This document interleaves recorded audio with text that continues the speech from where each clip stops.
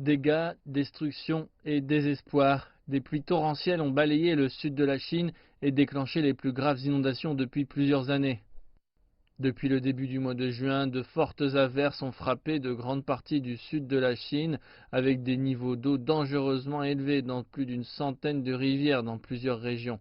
Dans le Guangxi, environ 1,3 million de personnes ont été touchées. Des secouristes dans le district de Yangshuo ont lancé une opération de nettoyage et désinfecté les installations publiques après des inondations éclairs.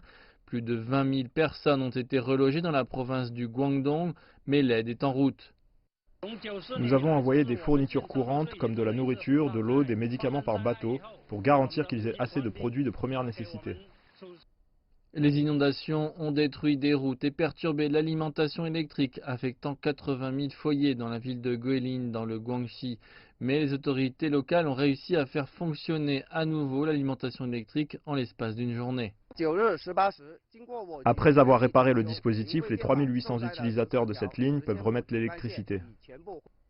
Les autorités ont envoyé du matériel de secours en cas de cas de régions les plus touchées. Elles ont également déployé des équipes pour prévenir d'autres inondations en activant un système d'alerte précoce et d'intervention d'urgence. Toutes les mesures seront mises à l'épreuve car d'autres pluies abondantes sont attendues dans les prochains jours.